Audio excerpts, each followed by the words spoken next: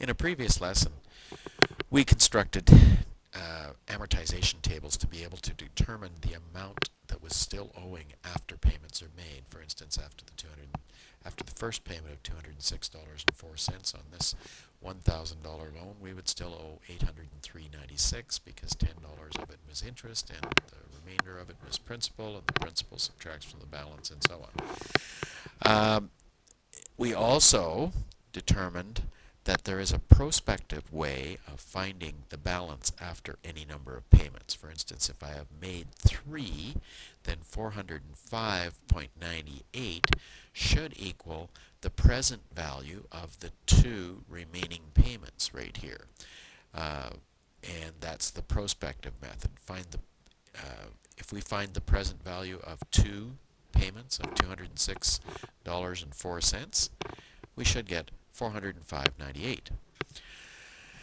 Today, what we want to look at is looking at it from the other way. 405.98 should also be the difference between the starting debt of $1,000 and the value of the 3 payments that went on in the past before that. So if we subtract the value of these 3 payments from the value that $1,000 has on this date, then we should get 405.98. That is called the retrospective method. Let's try it out. Retrospective method.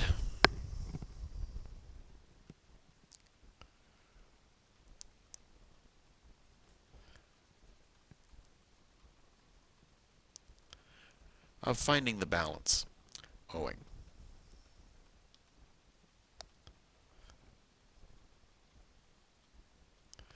On the previous slide, let's go back there just for a second. On the previous slide, we had the payments were $206.04. We're trying to find that number right there by a calculation instead of filling in the table. And payments of $206.04 and $1,000. Back to the previous slide.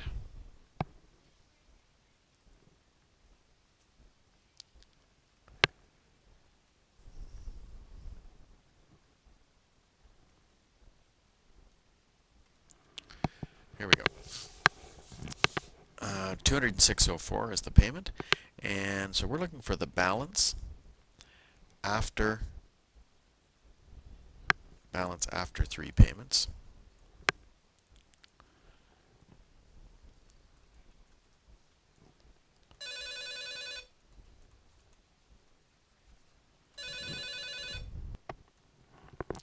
The balance after 3 payments should be the difference between the $1,000 that was borrowed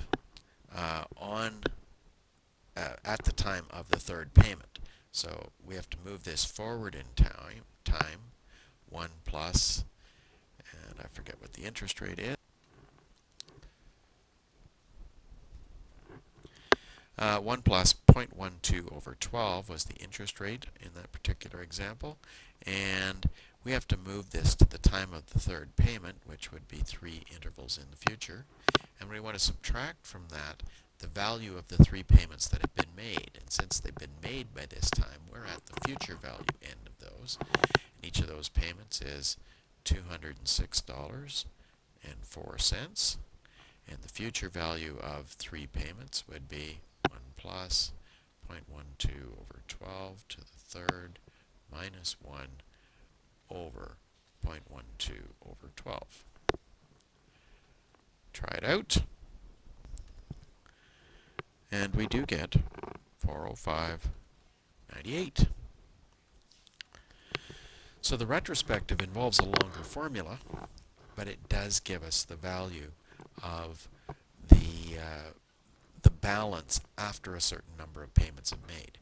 If you want to find the balance after 8 payments, you would take 1,000 times 1 plus the interest rate to the 8th minus the size of the payment, bracket, bracket, 1 plus the interest rate to the 8th minus 1 over the interest rate. The only thing that's going to change in this is the initial loan value, the interest rate, and the balance after a certain number of payments, we can just change it.